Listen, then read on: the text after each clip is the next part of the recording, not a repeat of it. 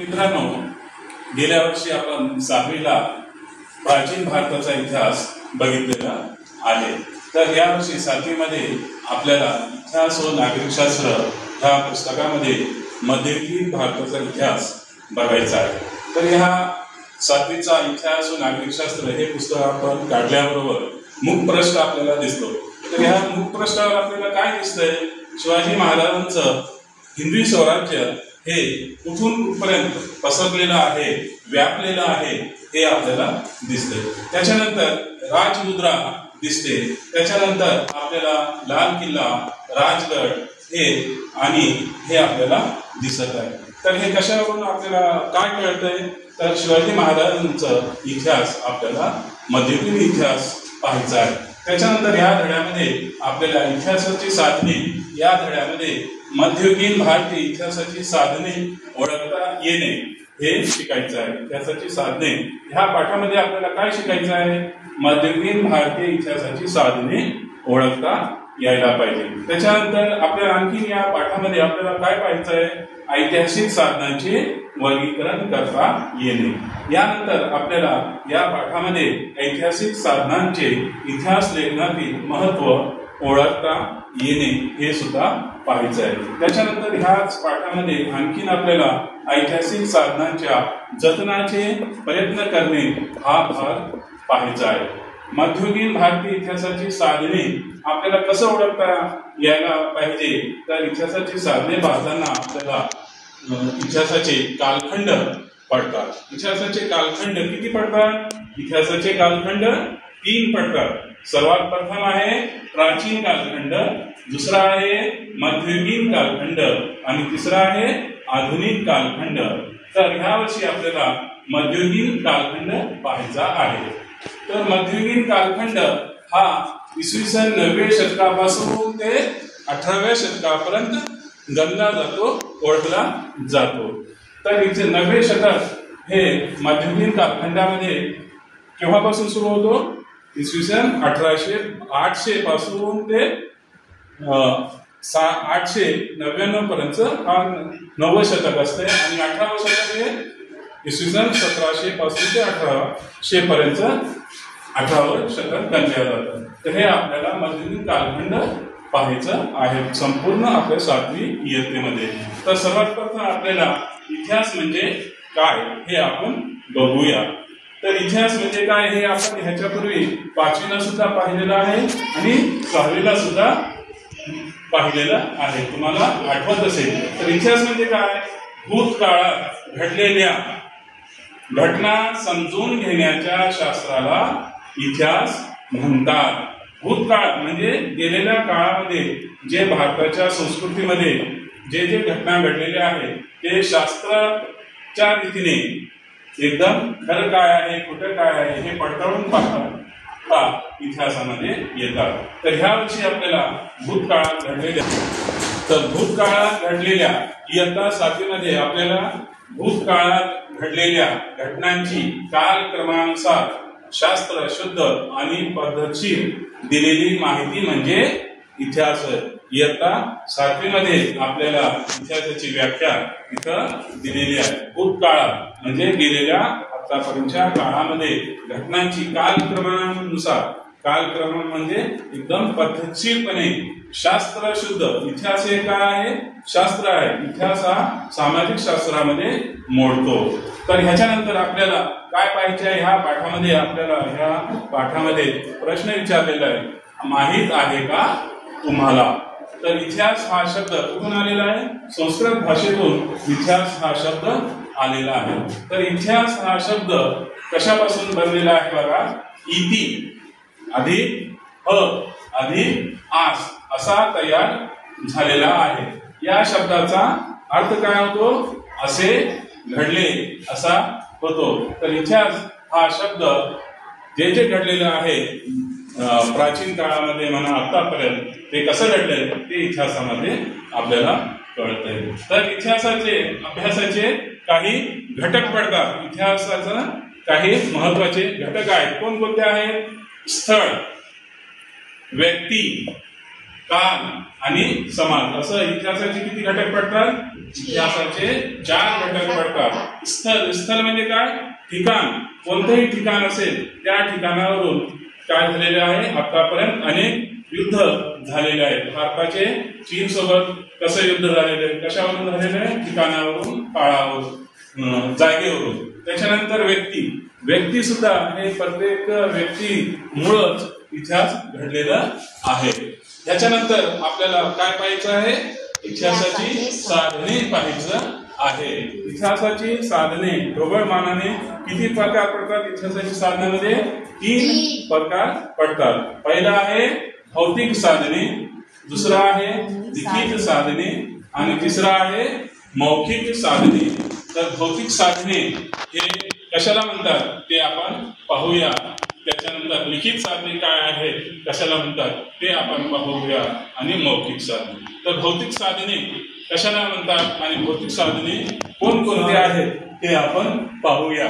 पहिला आहे किल्ले, दुसरा आहे स्मारके, तिसरा आहे इमारती, लेणी, शिलालेख, नाणी आणि ताम्रपट हे भौतिक साधनामध्ये येतात.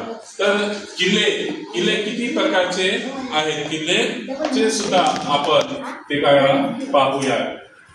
भौतिक साधन हे इतिहासाचा अभ्यास जसं जसं आपण करतो आणि इतिहासाचा अभ्यास करताना आपल्याला काय लागतं, एक विश्वसनीय पुरावा लागतो. इतिहास लिहिताना इतिहासकार काय करतात, जे जे त्यांना सापडलेलं आहे ते भौतिक साधनामध्ये मोडतात. तर भौतिक साधने कशाला म्हणतात ते आपण पाहूया.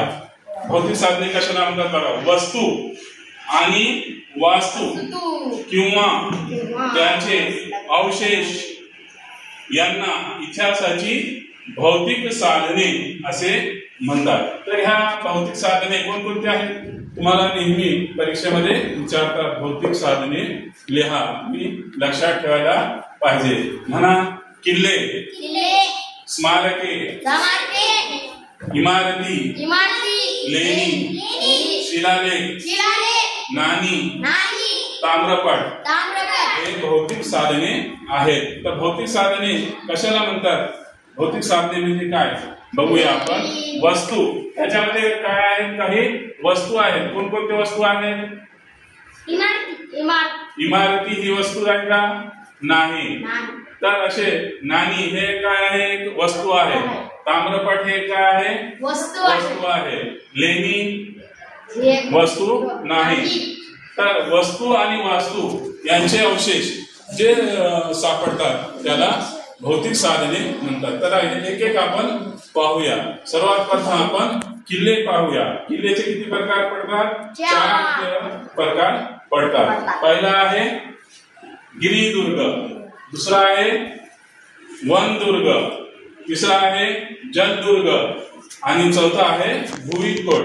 गिरिदुर्ग, गिरिदुर्ग कशाला म्हणतात? जे डोंगरावर बांधलेले किल्ले असतात त्यांना गिरिदुर्ग म्हणतात. आणि त्याच्यानंतर वनदुर्ग, वनदुर्ग म्हणजे जे एकदम रानामध्ये किल्ले बांधलेले असतात त्यांना वनदुर्ग म्हणतात. जलदुर्ग म्हणजे जे पाण्यामध्ये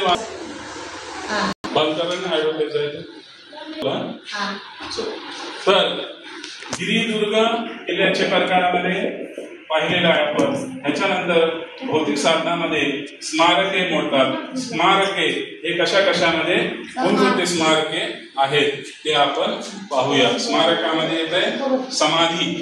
विविध मोठमोठे नेत्यांची, मोठमोठे राजकारणी लोकांची काय करतात, समाधी बांधतात. त्याच्यानंतर कबर आहे. कबर हे मुस्लिम धर्मामध्ये काय करतात, त्यांचा मृत्यू झाल्यावर एक खणून एक जागा बांधतात, त्याला कबर बांधतात. त्याच्यानंतर आहे भौतिक साधनामध्ये इमारती. इमारतीमध्ये काय काय येते बघा. राजवाडा येते. राजवाडा म्हणजे मोठमोठे जे राजे झालेले आहेत त्यांचा मोठा वाडा बांधलेला असतो, त्याला राजवाडा म्हणतात. तर भौतिक साधनामध्ये दुसरं येतंय मंत्री निवास. मंत्री राहण्याची जागा सुद्धा हे भौतिक साधनामध्ये येत असतो. त्याच्यानंतर राणी वसा, सामान्य जनतेची घरे. तर किल्ले, स्मारके, इमारती यांचे महत्व भौतिक साधनामध्ये काय काय आहे ते आपण पाहूया. तत्कालीन कालखंडाचा बोध होतो. तत्कालीन म्हणजे आतापर्यंत जे घटना घडलेल्या आहेत ते किल्लेमध्ये आपल्याला त्याची माहिती मिळते, स्मारकांची माहिती मिळते आणि आपल्याला ह्याची तत्कालीन कालखंडामध्ये गेलेल्या काळामध्ये आपल्याला माहिती होत असते. त्याच्यानंतर काय कशाची माहिती मिळते आपल्याला? वास्तुकलेची प्रगती समजते. वास्तू म्हणजे काय? एक इमारत असेल त्याला वास्तू असं म्हणतात. तर वास्तुकला कशा प्रकारे होती ह्याची माहिती आपल्याला मिळते भौतिक साधनामध्ये. त्याच्यानंतर त्या काळामध्ये आर्थिक स्थिती, त्या काळामध्ये आर्थिक स्थिती म्हणजे काय? पैसे, संपत्ती किती होती हे सुद्धा भौतिक साधनामध्ये आपल्याला याचं महत्व कळतं. कलेचा दर्जा कसा होता म्हणजे त्यांची शिल्पकला आहे, हस्तकला आहे, हे कशा प्रकारची कला होती हे सुद्धा आपल्याला माहिती होते. त्यानंतर बांधकामाची शैली कशी होती, कशा प्रकारे ते बांधकाम करत होते ह्याची सुद्धा माहिती होती. त्याच्यानंतर आपण पाहूया आपल्या पुस्तकामध्ये सांगा पाहू म्हणून एक भाग दिलेला आहे. एक मुलगी विचारत आहे तुम्हाला, नाणी इतिहास कसा सांगतात. नाणी म्हणजे जे सिक्के असतात आपले 5 रुपयाचे, 10 रुपयाचे सिक्के पूर्वीच्या काळामध्ये रुपये, 2 रुपये असे 5 रुपये सुद्धा होते. तर हे नाणी इतिहास कसं सांगतात हे मुलगी तुम्हाला प्रश्न विचारले. म्हणजे तुम्ही विचार करायचं की नाणी इतिहास कसं सांगतात. तर नाणी जी असतात त्या नाण्यावर पूर्वीच्या काळामध्ये जे मोठमोठे राजे होऊन गेले त्यांचं चित्र असतंय, त्यांचे कशा प्रकारे ते राहत होते, कशा प्रकारचं त्याच्यावर जीवन भागवत होते, त्यांची सगळी प्रतिमा ती कोरलेली असते. त्यावरून आपल्याला त्यांचा नाण्याचा इतिहास समजतो. म्हणजे नाणी खूप सोन्याचं नाणी असेल तर श्रीमंत राजा होतं हे आपल्याला कळतंय. त्याच्यानंतर आपल्याला हे इतिहास नाण्यावरून आपल्याला समजू शकतो. त्याच्यानंतर आपल्या पाठ्यपुस्तकामध्ये काय दिलेलं आहे? जाणून घेऊ या म्हणजे ह्याची माहिती तुम्हाला प्राप्त करायची. काय कशाची माहिती प्राप्त करायची? प्राचीन काळापासून कवडी म्हणजे पैशाला काय म्हणायचे पूर्वीच्या काळामध्ये? कवडी, दमडी, पैसा, धेला, पाय, पैसा, आना, रुपया ही नाणी प्रचलित होती. प्राचीन काळामध्ये पैशाला हे नाव होते. कवडी, दमडी, धेला, पैसा, आना, रुपया ही नाणी प्रचलित होती म्हणजे प्रसिद्ध होती.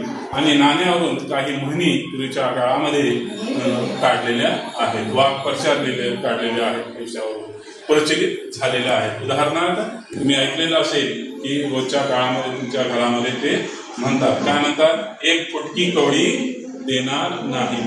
म्हणजे तुम्हाला काही द्यायचं असेल, तुम्ही काम केलं आणि तो माणूस पैसा व्यवस्थित तुम्ही काम केलं नाही तर ते काय करतात असं म्हणतात, 1 फुटकी कवडी देणार नाही. म्हणजे तुम्ही काम व्यवस्थित केलं नाही तर का असं म्हणत असतं. त्याच्यानंतर चमडी